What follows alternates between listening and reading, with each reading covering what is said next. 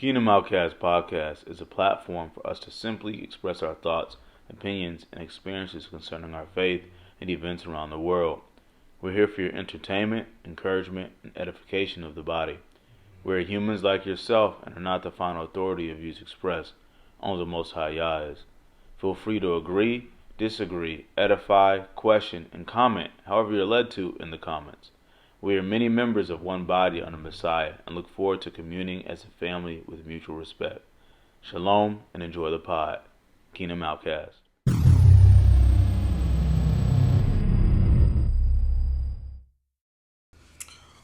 Hola, ¿cómo está? Muy bien, gracias. ¿Y tú? No, I'm not doing that. Who's introing? Amazing Spanish. What is up, beautiful people? Thank you for tuning in to another episode of the Kingdom OutKasts Podcast. It is one of your co-hosts, Eliyahu, Elijah. Who am I here with? I'm Deja. Mashak. I know who I'm here with, but do you? Listen, these are some great people. But we are here, episode 17. Got a lot of juicy topics to talk about. So let's get started. And how was your guys' week? My week was full of family time. I traveled to Detroit with my mom, dad, brother for my grandfather's funeral. My grandfather lived to be about 76 years old, and he's been a big part of our lives. It's kind of like the reason that I like cars, and he was a part of Motown, and he was an athlete, and I see so many of like his like attributes and features in who I am. So it was really hard losing him these last few weeks, but we made more memories just hanging out with our cousins and seeing my grandparents and great-grandparents. My great-grandmother's still living. She's about 92 years old, and I just really value any opportunity I get to like sit under my elders and ask them questions about their upbringing, growing up, and things about the family. And we have so much family history that we know of. And so anytime I get to, even if it's not for the most joyous occasion, but anytime we get together and have those like really valuable conversations, I enjoy it and I really hold it sacred.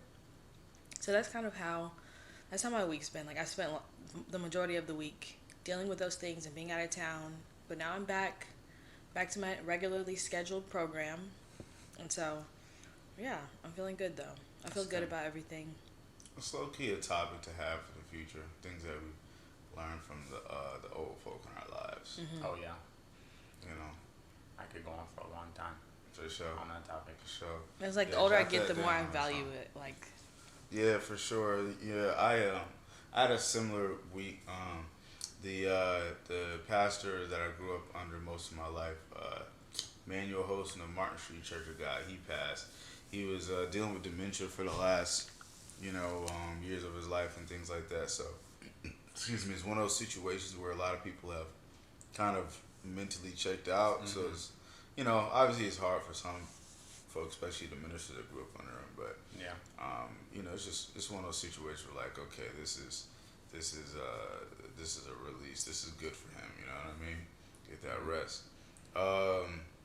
So yeah, man.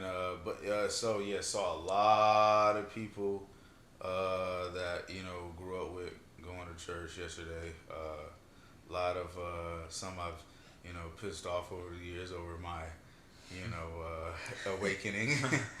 But it was cool because I caught up with people, and there are some people that I haven't seen in a while who've come into the truth of who we are. Mm-hmm. There's one shout out to April, Monica, man. These sisters. And I noticed like some postings and things, but we got to actually have some real conversation, and it was just like, oh yeah, this, and yeah, what's going on, this and that and that. Mm-hmm. You just like, it's like, oh shoot, like and then even some folk, older folk, I didn't even like really remember like that. We had some conversation, and one was like, yeah, I've been to Ethiopia twice, and I'm a descendant of Solomon. I'm like, what? Oh man, all y'all not sleep. Yeah. I just realized, like I was telling you off camera, that a lot of seniors sit on knowing certain things about the word, but they don't talk about it. You know what I mean? And it was just interesting because some, were just kind of standing by and thinking like, kind of interrupted us. Like, man, it's just really good to hear young people talk about, stuff and be excited about the word. And it's like, hey, Kingdom OutKasts Podcast, we talk all day. I'm realizing a lot how much old folk want to have conversations with us about some of this stuff. Mm-hmm. So it's like different because we're in different areas in our life where we actually care about things that matter. We have that similar feel at School of Hebrews all the time. Mm-hmm. So saw the parents yesterday. One person asked me because I wore like an African thing for the funeral, and one person was like, a tunic? Huh? Was it a tunic? Or not? I don't even know the terms. It was long. Yeah. It was nice though. And one person asked me, so what kind of statement are you trying to make?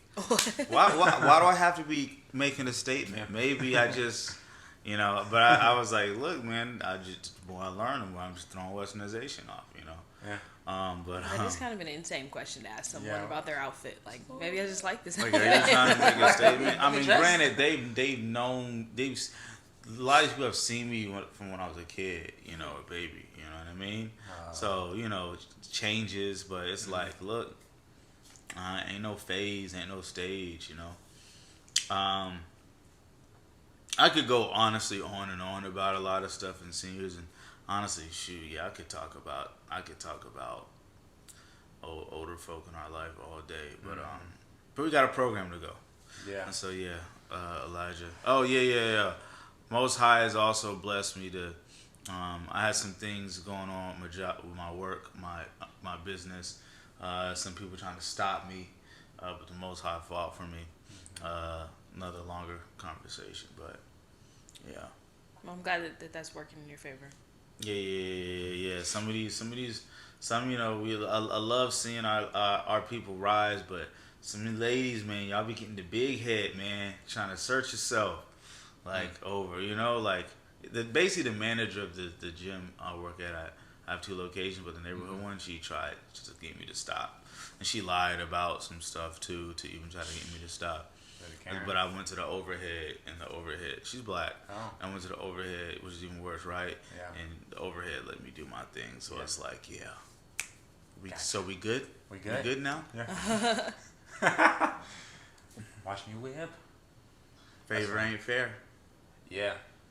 On the theme of old people, as I reflect back on my week. Our seniors, just so y'all know, they're gonna hear this and be like, "Look, it's affectionate." Yeah, it doesn't take much. Yeah. Hey, our seniors, we respect you, and it's just affection, Yeah, I have such a deep reverence for your wisdom.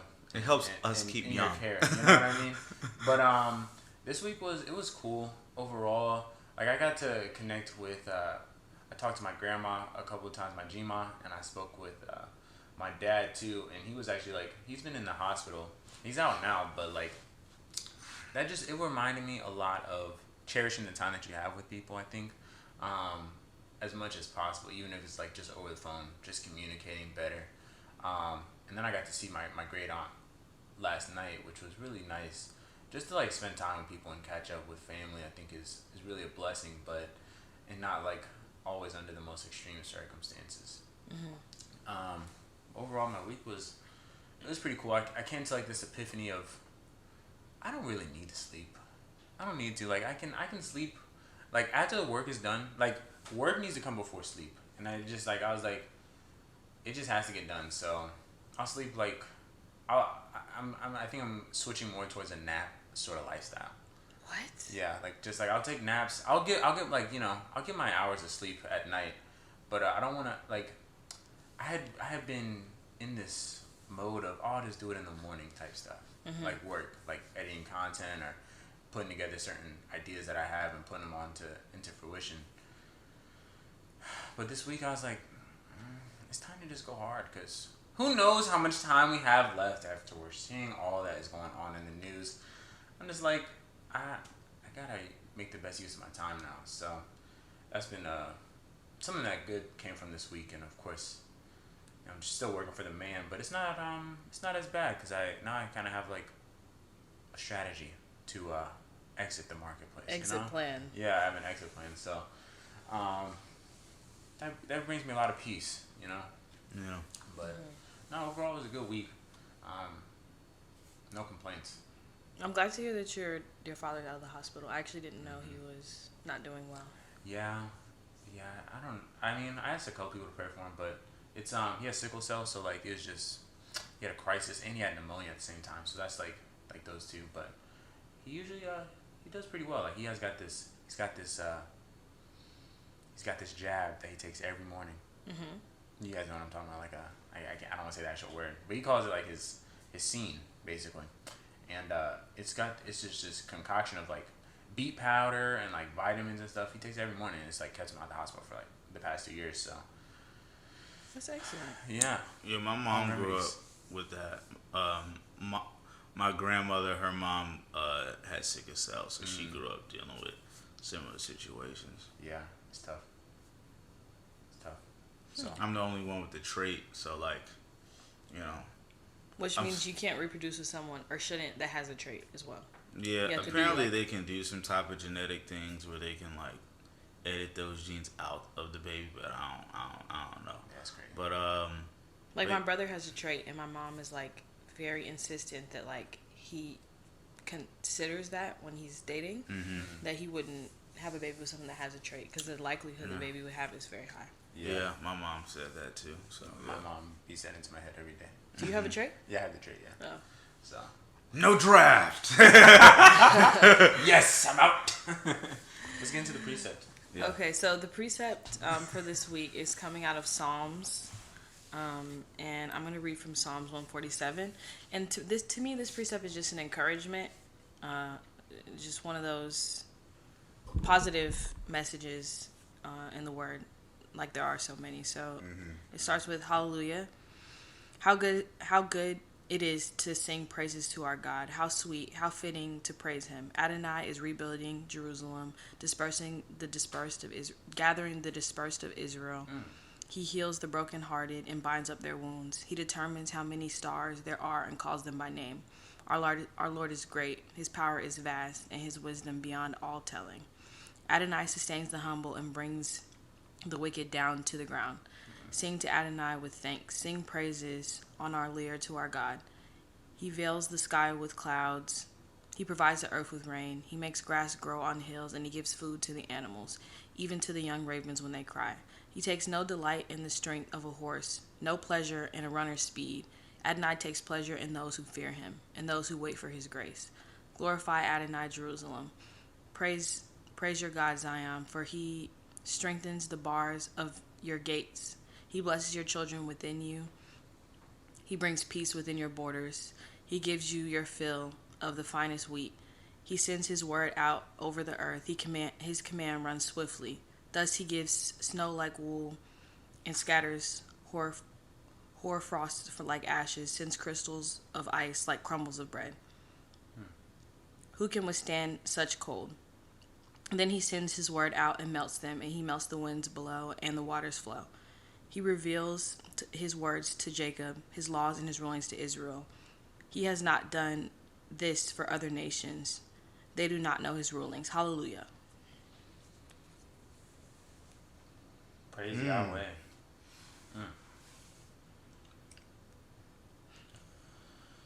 Well, this week I've been listening to this album, Sounds of Sinai, and it's such a fire album. But it's reminding me of how the Most High has just covered us ever since He brought us out of Egypt and created us a nation. And it's really just like important, I think, to praise, to have a good relationship with the Most High, but like to be in a spirit of wanting to praise Him all the time, because like He really could just like smite us down real quick, as we see like time and time over in the Old Testament. So we gotta praise Yah, like with our actions, with our thoughts, and how we treat people, like how we treat each other, is evident to how we praise and worship the Most High. Because how you treat other people is like, that's His creation. He loves people too. He loves His creation, you know. So we should be doing the same as best we can. Some people are harder to share love with than others, but you make a way. So The thing that stands out to me here is he takes no delight in the strength of a horse and no pleasure in the runner's speed, but he takes pleasure in those who fear him. So sometimes we feel like our value in like is, at least I think, in success or talents or gifts.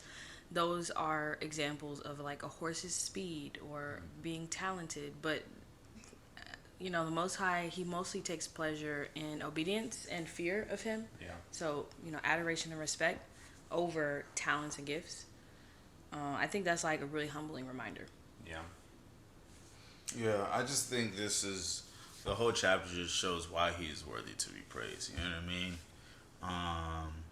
And you know, this is obviously written specifically to Israel about how it ended. So, just looking at our lives and the past and what's going on, there's no reason why we shouldn't be giving him praise, even when we don't feel like it. Yeah. Because I mean, to be real, if you really think of it, we are that remnant from the past, because so many of our ancestors didn't make it. So many bloodlines have been cut off and severed, so we could have easily not been here, so it's definitely something to think about. Yeah. Definitely got his hand over definitely the Negroes here in America, in the United States, because I don't know.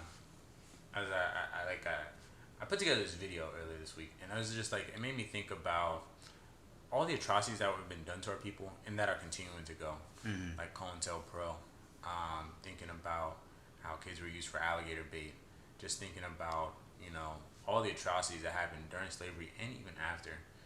It's like, why is it still a people group, honestly, Now, as I mentioned, the most spread out bloodline in the world still,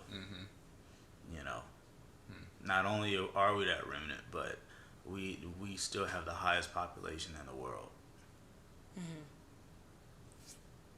Especially if you, off of Bantu and Igbo people alone, which we descend from, already the biggest. Yeah. Then throw in some Latinos and some natives, right?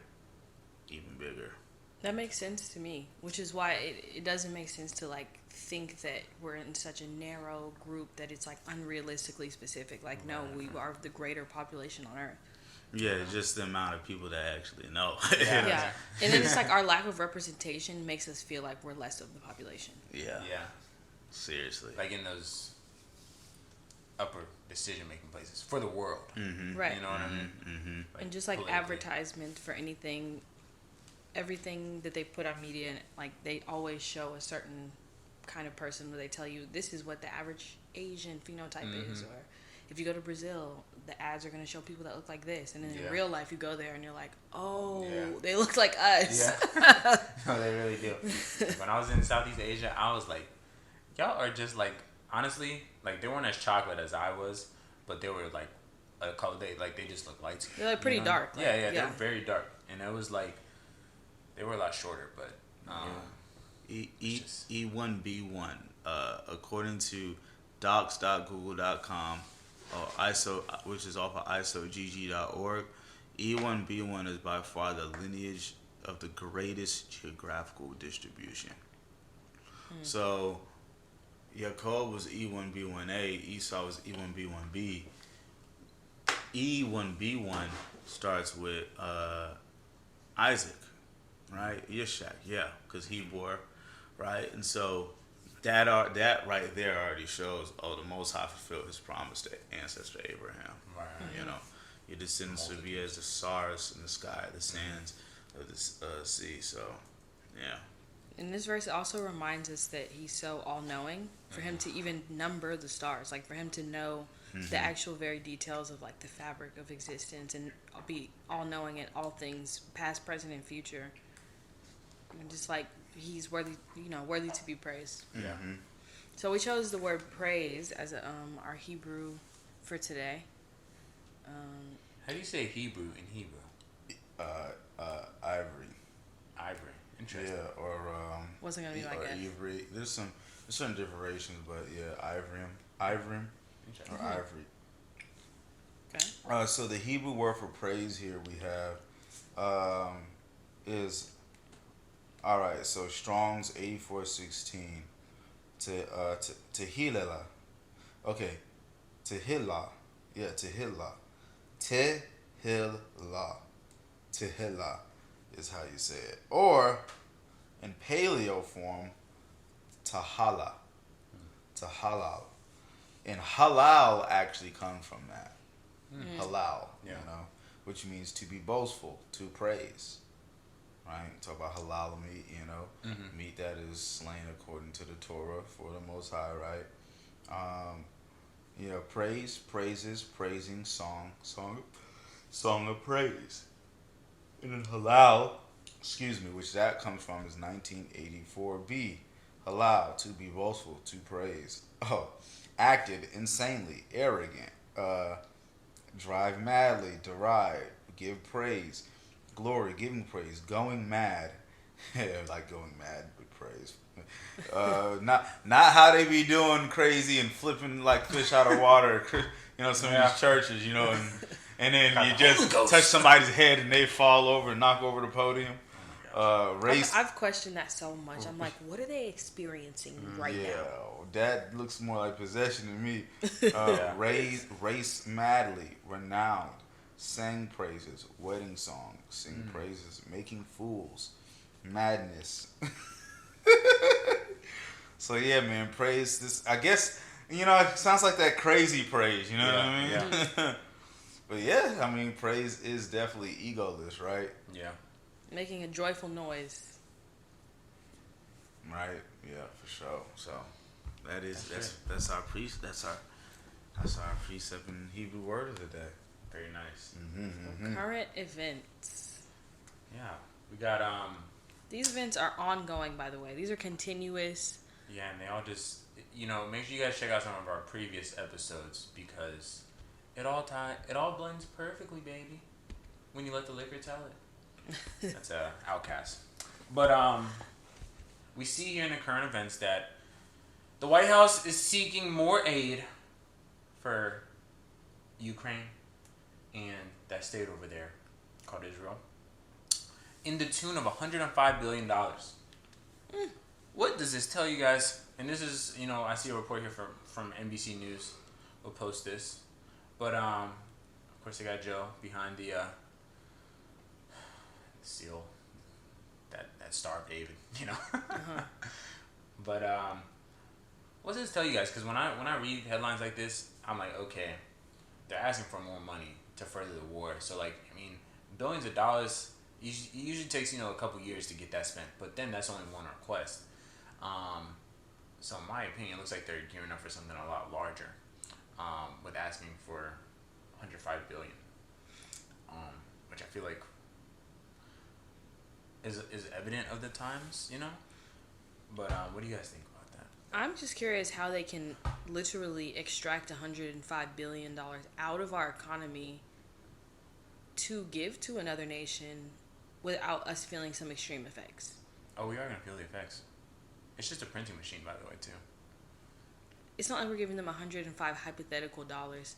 We don't, when they say these things, I really feel like they just assign a number to it, and it's not really that. Because if the industrial, military complex is real, and, all of them are just funding, hypothetically, each other and paying each other to send each other weapons, are we really giving them $105 billion? I thought their biggest industry was creating weapons. We buy weapons from them, so how can we give them money to buy weapons if we buy lots of weapons from them? Yeah, what is Israel doing with all this money?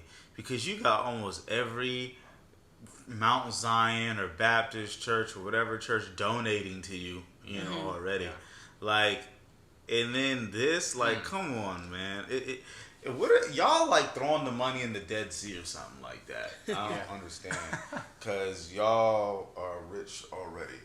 But I mean, look, it just shows who owns it. Excuse me. It just shows who owns this country. Like that's just really it, man. We know that going back to the land of Khazaria. That's where Ukraine was, and that's where the Ashkenazi Jewish people migrated from. Like they're the same people. Same people, two different locations. So that simple, and we're just throwing our money towards them, because they have bought out this country. So we're gonna see inflation go up crazy, but that's also the plan. You got to crash the current economy to bring up the new one, right, and establish the other new world order. CBD. Not CBD. CBDC. CBDC. I'm like, wait. Okay. And all of that, right? So that's what that is. Just throwing money and trying to bump that up. Yeah, and I never thought about it from what you were saying as I was listening to you talk. I was like, never thought about it from that perspective, the military-industrial complex, and how it's just so interwoven now. I think with these conflicts, but also like I don't know. We know that one side is funding both sides, but I think, like, in regards to the United States dollar bill, is that, like, eventually, what we're seeing is a currency collapse with all fiat money, and to that effect, like, we don't see like barrels of millions of dollars going to, we'll say, Northrop Grumman or like Raytheon, one of these big military weapons manufacturers. We don't see like the money going to them. It's just electronic funds being transferred. So is it really real? But we know that one thing is real, is that those weapons are real. So it just makes you think, I guess, like what really has value. What is going to have value? That's what makes me think about. It makes me think about like, okay, what's eventually when the economy crashes, once this fiat money goes away and they introduce something new, which is definitely going to be electronic, but what's going to have actual real world value? And it's not going to be dollar bills, but it's going to be like, actual tangible things. MacBooks, cars. You may still have to pay for those things, but like, they have a sense of value to them that can be traded in comparison to like dollar bills. So and they're assets, like assets. Yeah. So I just am curious. We know what prophecy says, but I wonder who can truly live on that land in peace, because of course now there's escalations, and we're saying there was a recent bombing and this and that, but this is a war that's been going on for over 100 years. So if, the state of Israel can't live there, if the Muslims can't live there, we can't live there, who can live in that region in peace? We just need the Messiah return. Who was there before they was there though? The word says peace will return to Israel. When true, children are regathered there, and so that's just the thing. But y'all already know my view on that place. I don't believe that's even the real land, but I mean, they are fooling the world, and so that spiritual energy is still going to be on them. Whole section out. Yeah. So let's jump into our topic of the week. All right, what we got? We've got a very well-known Holiday. There we go. This is the worst of them all. Yes. This is the one where spirits are being conjured up and people are being taken advantage of in the spiritual realm. Halloween. Dun dun dun. What's y'all experience growing up with Halloween in each of y'all households? Well, I'll go first. I celebrated Halloween as a child. I didn't celebrate it. Well, my parents let us dress up. Probably up until I was like 10 or 11. I went trick or treating. Like, probably because it's not because of that, but I don't have a very healthy relationship with candy. Neither does my mother. So we got a sweets issue. But yeah. And I didn't even like think about it from like any sort of other perspective. Like spiritually, I never thought about it from a spiritual perspective until college. I mean, like at the college I went to, Ohio, like if you can go look it up. Like it early in the 2000s, it had the largest block party in the nation in this small city. So they do Halloween really big there, and then also like there's a lot of thoughts as to what Athens was before it became a college town. But I mean, it was founded in like right when Ohio was founded as a state, so it was like really the first state school, and also it there's like Civil War battlegrounds there, so a lot of people think that the whole city is haunted. But yeah, Halloween is huge there. Like that party, so I dressed up like a pimp one year. Elijah. Yeah, that was me. Well, she just can't even see it. Yeah. Yeah, I had the. Did you have your hand ready? Oh no, I didn't have the hand ready. Oh, okay. I had a cane. But yeah, so I up until after like 2018, I was indulging in Halloween. Okay, so that was pretty recent. Yeah, it was 5 years, Yeah. So what about you guys? Y'all holy? I did not grow up celebrating Halloween. I was understood that like Halloween is the devil's holiday, quote. And so we didn't really celebrate it, but for a period of time we would go to church, and we wouldn't really dress up, but we would go to church Halloween night and just like get candy and just like run around at church with our cousins, which to me like is still a form of a gathering, but that was what was deemed as appropriate. So that's what we did. And then when I got to be in like later middle school, high school, my mom felt like we understood the basis of why we didn't celebrate Halloween. So she just left it up to us if we wanted to. So then I did it kind of socially with like other friends in high school. And in college, maybe, I guess I went to a few Halloween parties. I might have dressed up once or twice. And then post-college, when I was coming into the truth and I was letting go of all holidays, Halloween was easily the first on the chopping block. Yeah. Because I already understood the history of it. But I do try like make a really much of a point to like one, stay home period on Halloween. Like I don't go out even to like run an errand or go to the store. Like I really like want to be in the house. And then I just try and be in prayer because it's like my least favorite day of the year. Yeah. I feel like I can just feel the darkness and the energy behind it. And one year in prayer, like the Most High revealed to me, like I need to be obedient to staying home, like not even to go out and grab anything or just get something to eat. And my mom had come over and she's like, "Oh, do you want me to get you something to eat? Let's go pick it up." So I went with her, and on our way back on this main road that I live off of, someone had hit and run a guy, and he was bleeding from the head in the street, but he was still alive, like waving his arm around. Yeah. So we stopped, and all these cars stopped, Yeah. and we're calling the police, and it was like so traumatic seeing that man like bleeding from like someone had hit him on Halloween night and was gonna leave him there to die. And I was like, why did I leave home? Yeah. I just feel like there's always some kind of evil going on. There's always child sacrifices are happening. Children go missing every year on Halloween. People actually birth babies and plan to birth the baby within that week for the purpose of sacrifice. I know that these evil things are going on. Wow. So it is by far my least favorite day of the year. And it's like, no, don't even call me on that night. I had it maybe 2 years ago. I got into a disagreement with my friend group because one of our friends' sister had called my best friend on Halloween night and was like, "I don't know where you are, but I need to give you a message."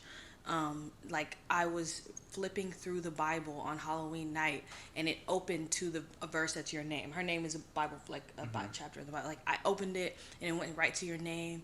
So then I began to allow the Spirit to, like, this is what she was saying. So I'm calling you to tell you that, like, maybe you're not safe where you are, or this spirit is trying to get your attention. So my friend, like, her father had passed away as a baby. So anytime someone says that, she feels like it's her dad. So she's like, wants to know more, and what is the spirit saying? And this is all going on. So the next day when I heard about it, I was like, this is not Like, this is not casual. Yeah. I can't believe she did that. She must have been doing nefarious things in her time that night, that she's flipping through the Bible and it's just randomly opening when she's never been known to read the Bible. Yeah. And they said I was accusing her of Witchcraft. Yeah, like, basically, like, unwarranted accusations. Like, what if she really was home reading the Bible on Halloween and it happened to flip open and she didn't, blah, blah, blah. Yeah. And so we did not see each other's perspective then. And it was like all of them had one idea, which was that I was unfairly accusing her of nefarious things. And I'm saying, I've never heard you reference the Bible. What do you mean you were randomly flipping through it on Halloween night and it fell open to someone's name and a spirit was calling? Obviously, you were doing something. Yeah. And so it's just always something every year. And so this year, like, my phone is off. I don't want to hear about what happened the night before. If someone called you and said this, don't tell me about it because I'm going to get mad. I just can't even say the word Halloween. I'm over it. Yeah. At work, they're, like, dressing up. I'm not even going in the office that day. I need, like, religious exemption. Yeah. No, I'm literally the same. Like, they're trying to, like, for Wednesday, I think this upcoming Wednesday, they're trying to do that in the office. I'm like, I'm not celebrating this. Right. I'm not wearing no orange. It's I'm offensive. not even giving y'all any idea that I'm about to celebrate this because I feel like I should be able to stay home from work, like, in all reality. Yeah. But yeah, that's my experience with Halloween. That's how I feel about it. Thing is, I mean, you know, religious exemption, Halloween does come from a religion, but I'm not getting to that yet. But yeah, I've had similar experiences. Grew up not really being able to celebrate it, but we definitely did trunk or treat at church, which is still contradictory. We shouldn't be doing that at all. But yeah, man. Yeah, grew up with that understanding, but I did, you know, dress up a couple of years when I, you know, got freedom coming out of, like, you know, going to, like, senior year of high school and then, like, a little bit of college, like, you know, so I was dressing up for a while, but when I moved back to Georgia in 2015, I pretty much stopped even before I came into the truth. Excuse me. But learning the origin of Halloween definitely gave more insight on it. It is a religious, you know, comes from religious practice. The Druids, you know, of Europe, the religion, the day was called Samhain. And this was most likely not on the 31st or 30th like Halloween is, but it was moved to that day as Halloween. But Samhain was where they worshiped the god of the dead, Samhain, and the Druids would go from house to house of the family requesting a sacrifice. And the Druids believed the soul of the human was in the skulls. And so they would decapitate the sacrifice and decorate their homes with decapitated heads. Man, woman, children, child, don't matter. You know, now we have jack-o'-lanterns, you know, with the faces, you know. We got skeletons. Right, you know. And the thoughts to, like, habitat souls and the jack-o'-lantern that you're putting at your front door. You're lighting it up and all that. So it's literally representing those severed heads of real people, children, you know, men, women, to their god Samhain. And so, you know, it really is, you know, how this guy JT on YouTube I like to watch. He said, you know, it's Hashatan's high Shabbat, his high Sabbath.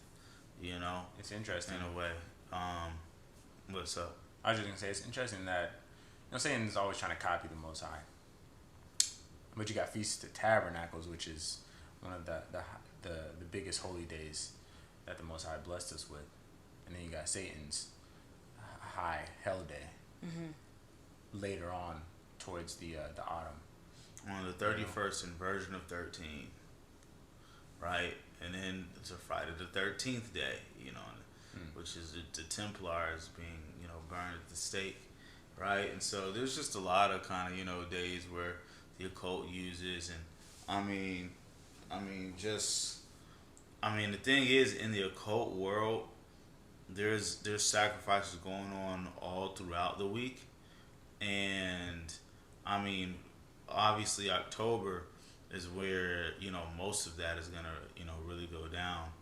I have a whole sheet here. I may or may not put it on screen, but basically it documents all the occult, underground kind of holidays or whatever, and what they do. Oh, okay, here we go. So like, now we have for October, right?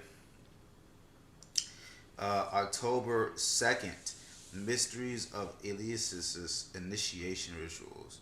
October 4th, Saint Francis of Assisi Day, Animal Sacrifice. October 5th, Opening of the Heavens, spiritual. October 10th, Heavenly Wars. October 13th, Martyrs of the Holy Templars. Red and Black Death Communion, males. October 13th, also preparation of Halloween, of Hallows Eve and Halloween. October 22nd, abduction, holding, and ceremonial preparation of victims for Halloween period, male and female. 28th, grand climax, first human sacrifice of the Halloween period. 29th, Hallows Eve, blood communion, sexual tortures, human sacrifice. October 30th, Beltane and Incubus, demonic revels. 31st, Halloween, return of death to earth, necromancy, animal or human sacrifice, male or female. And so that's like this schedule. That scares me so much. That's crazy. People are like getting so excited to send their children out to go run around town, and there are creeps out there that are waiting for the opportunity to kidnap a victim. Like, someone is walking around right now who is being victimized, and someone is watching them and considering them for these rituals. That just makes my stomach turn to think that we actually have to live amongst evil in that way. Yeah, it is. It's sick out here, man. I mean, you already know the trafficking industry and just bless you, and all these things, and missing kids on milk cartons and all this. All it ties in, man, and it's just protect yourself and your kids, man. People talk about energies and I'm spiritual and good vibes, and I mean, what do y'all think? How, like, you don't even gotta read the Bible to see that this doesn't line up. This month doesn't line up with good vibes and good energy and chakras and all, y'all. But it is what it is. A form of godliness, but denying the power thereof, right? So, yeah, man. Be careful there on Halloween. Educate yourself on what you're partaking in. And I would like to think that the church has made some advances since we were kids, so that they are not basically repeating the same ritual where we bring the kids in, you let them dress up in the church, and then you give them candy, just like what they're doing in the world.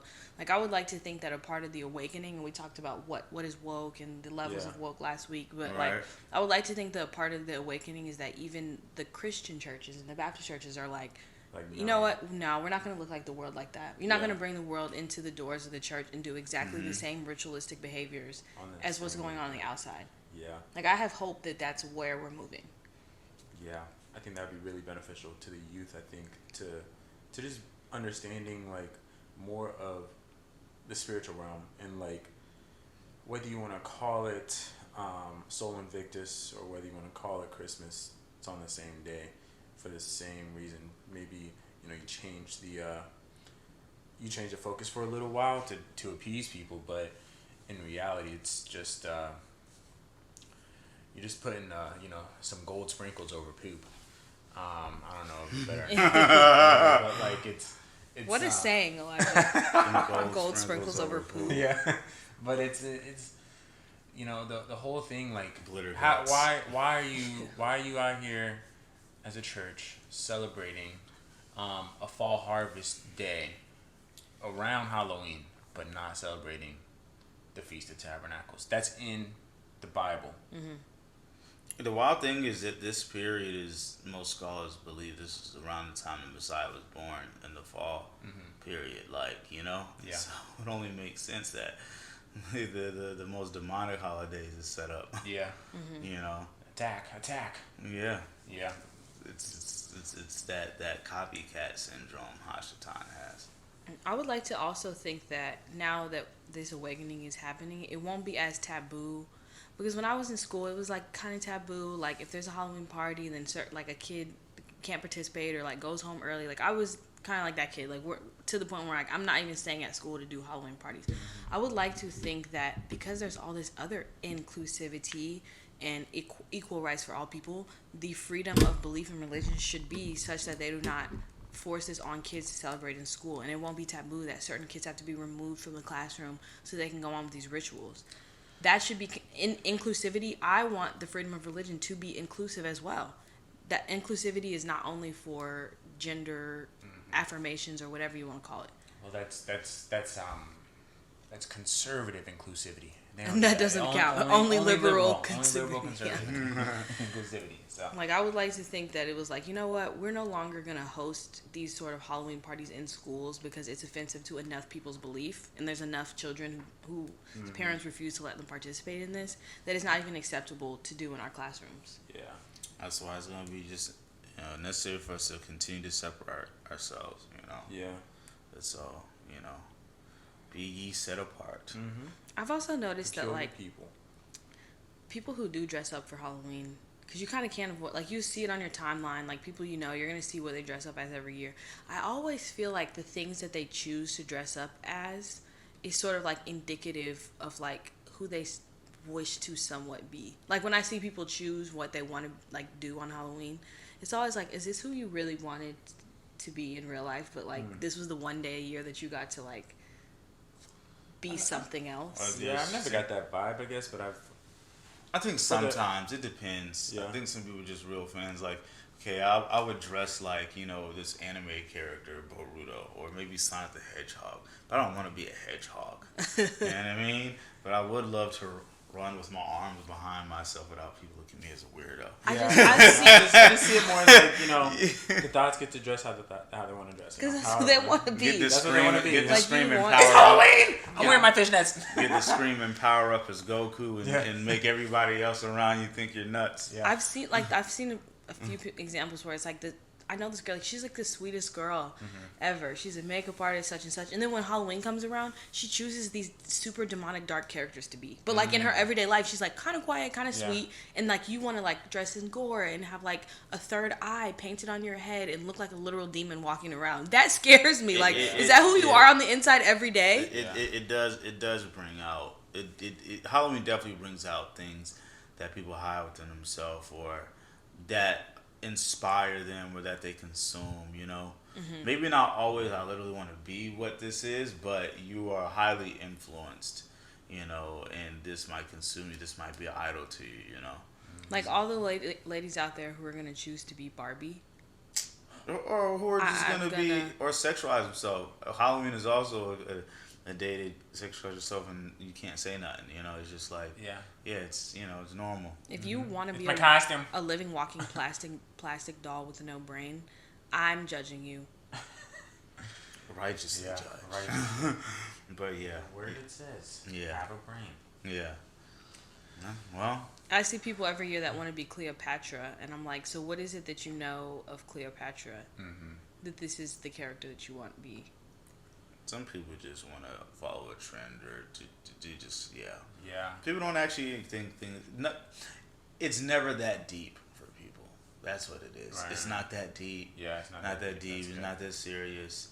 And I mean, granted, some things are, but when something like this, it kind of is that deep. Yeah. No, I agree. So make sure y'all stay prayed up if you're going out there in the streets on Halloween. And if you're in the truth and you're thinking about dressing your kid up and taking them to church, don't do it. Just pray on it. Yeah, man. Yeah. Pray about it. There's the Most High want to be a part of this. Yeah. All right. Alternative thought. What we got? So the alternative thought that we're saying to speak about this week is about the USA Incorporated. And so I have a question for you guys. What are Social Security numbers? I'm not sure what they are. I'm not going to flex. I think this is a subject I'd love to be a little bit more like researched on. to be honest. I think okay, they're unique identifiers for each person. Yes. And they're tied to basically Barcodes. I think they are tied to another part of the United States government and how they basically leverage the United States dollar bill all around the world with their trades, with their trading with other nations, because the United States dollar is backed by the full faith of the United States government. But if the United States government owns all these social securities, that means that they own people too. So, what would it be for a country to come here and say like, oh, listen, the United States Treasury owes us $2 trillion in debt. Well, they're not going to give us that in gold. So what's another asset that, we can come and collect on? Could it be people? I don't know. But I know that the United States is back in the 1870s, there was a formation of the District of Columbia as a corporation. You can look this up online, and it gives way to like understanding, really just for me, thinking about how the United States operates. And there's this post I found on Cambridge University that asks the question: is the United States government a corporation? And instead, it says this in its abstract. The United States Constitution is best understood not as a social contract, but as a popularly issued corporate charter. That's in reference to the United States Constitution. A corporate charter. The earliest American colonies were literal corporations of the crown, and like all corporations were ruled by limited governments established by their charters. So, take that as what it says, established by the crown. You got to think of how Great Britain, the United Kingdom, sure, after 1776 we became an independent country, so to say. But then we had this United States Constitution. That's a corporate charter. But we have so many ties. Mind you, the Knights Templars were the ones who died right that October 13th back in that day of the Catholic Church. But today we know that this country was established by Masons. So it's literally the same people. You know what I mean? It's the corporate. This corporation is owned by these people over here. Israel got their hand in it, and Europe. Those people that have the whole family. Yeah, the whole family that's been basically financing all the wars since what? The 1800s, 1700s. Yeah, same ones who own all the banks and so forth. And corporations and media, so they got a far-stretching reach. My understanding of what Social Security numbers are, and this is something I learned somewhat recently, but when each person is born a U.S. citizen, you are assigned, obviously, a Social Security number, and in so to speak, an insurance policy is taken out, which is backed by the Fed on your life, which means that if you were to die and no one buried you, the U.S. government would take on that cost because they have an insurance policy that they would cash out on upon your death. Okay. And so that's to say that like the U.S. is borrowing money from the Fed to guarantee you as an insurance policy, which is backed by our own government. I thought it was curious. I guess, do other countries operate on a similar system? Like, is everyone that is a citizen of any nation assigned some sort of identification code? Or is that like a unique thing that we created? That's a good question.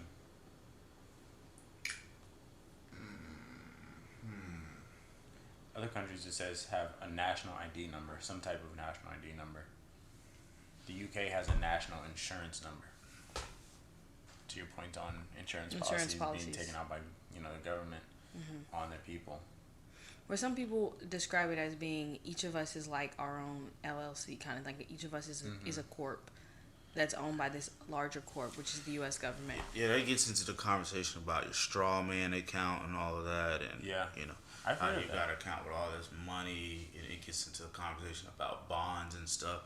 I went heavy on this rabbit hole a while ago. I just haven't retained everything, you know. So I got to look back at my sources. But is this along the same lines of becoming naturalized? You guys ever heard of that? Like when you become naturalized, so basically like you kind of remove yourself as a citizen. As a citizen. Yeah. Oh, that's like part of the Moorish belief. Right. And so, but you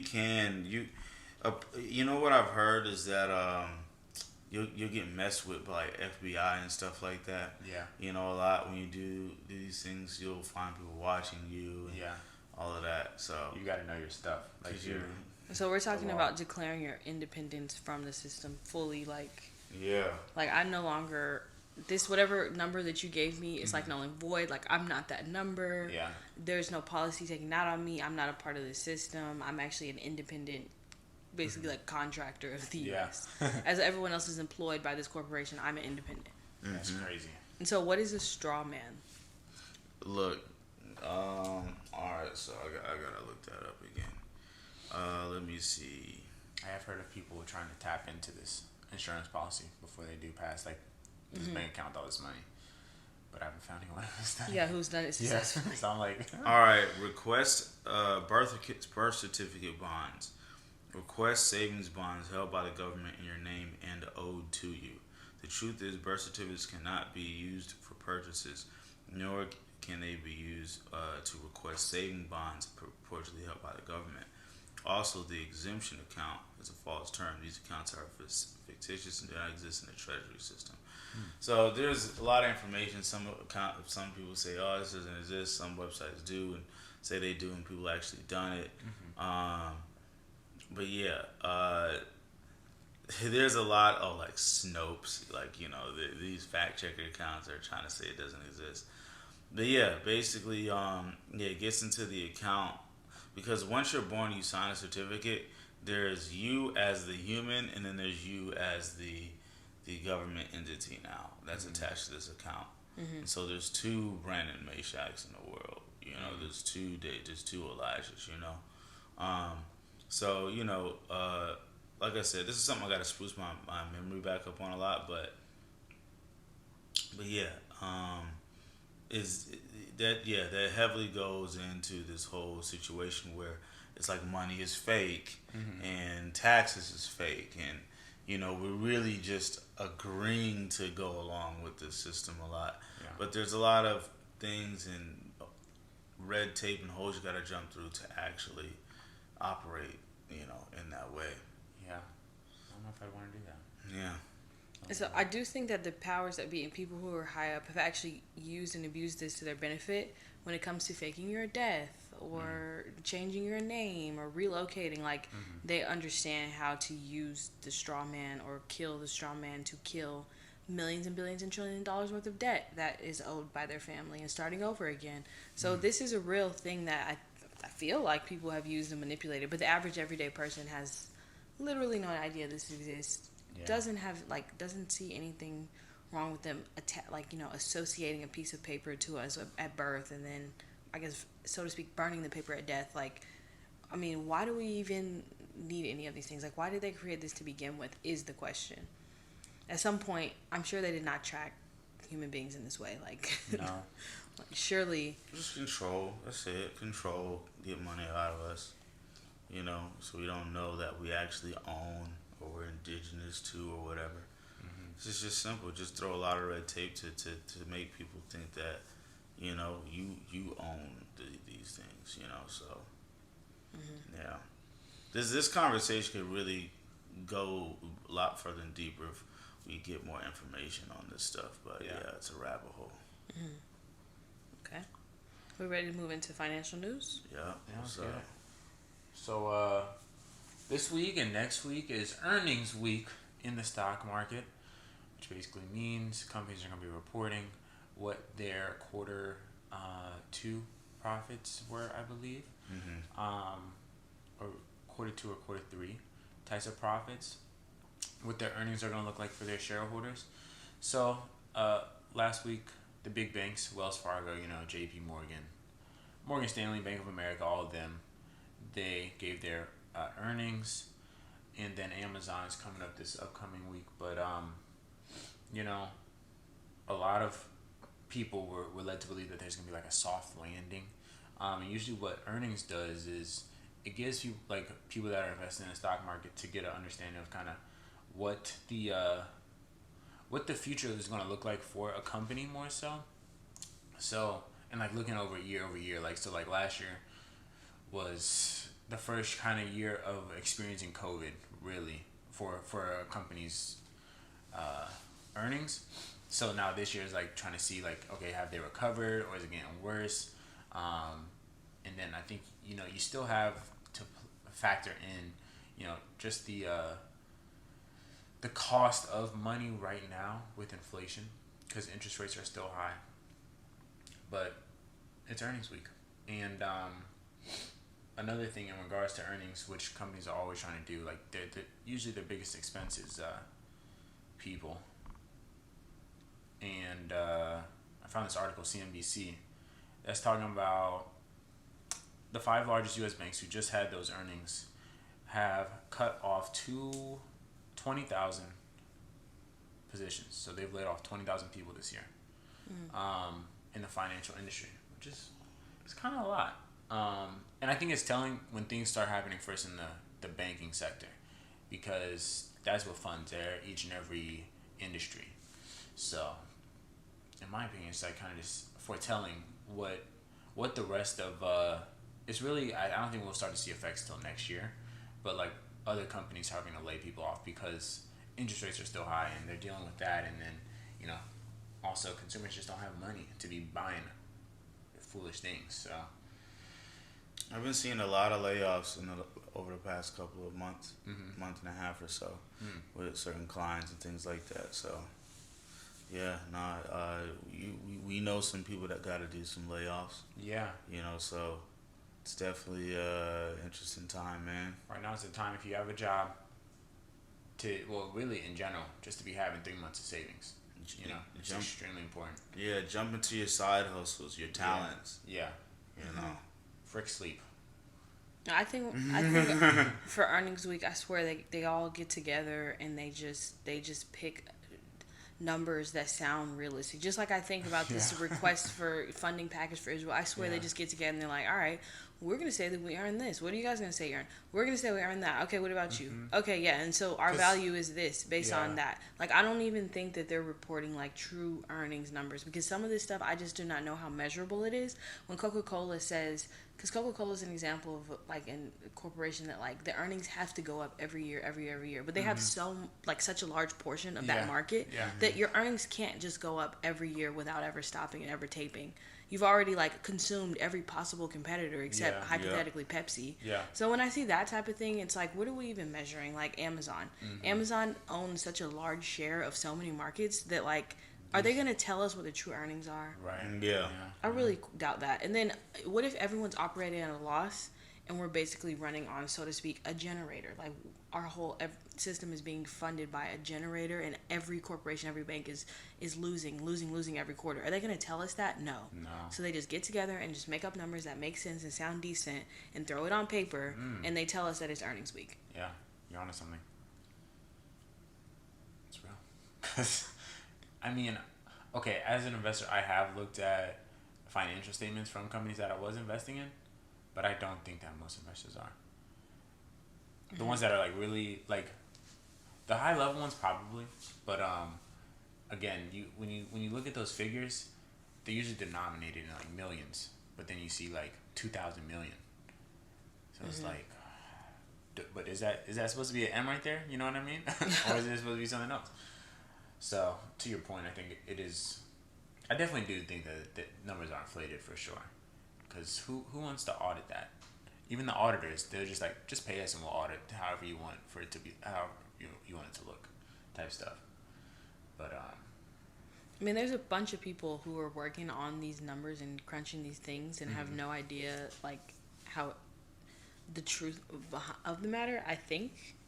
But when it comes to earnings week, I really find it hard to believe that it's just as simple as like if I open a cookie shop and you open an ice cream shop and we just state that this is what we make. Like, it must be considering the debt. And like a lot of these corporations, like more than they are just getting profit from products that they're creating, they own shares in huge amounts of other industries. Yeah.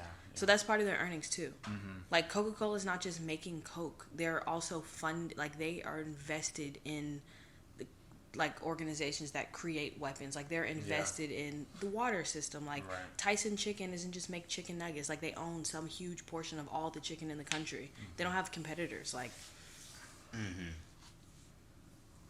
one corporation under many other corporations. Yeah, follow the money is really what it is. Yeah, the CEO and you know who owns that and this owns that, and then you just realize, oh, one person owns all the television networks. Yeah, like you know what I mean. It's really just that conversation with that situation. Yeah, because as you think, I mean, television networks and really in some of these industries as well.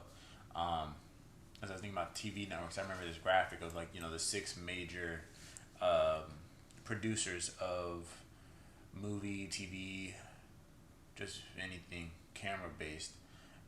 Warner Brothers, MGM, Disney, like Fox.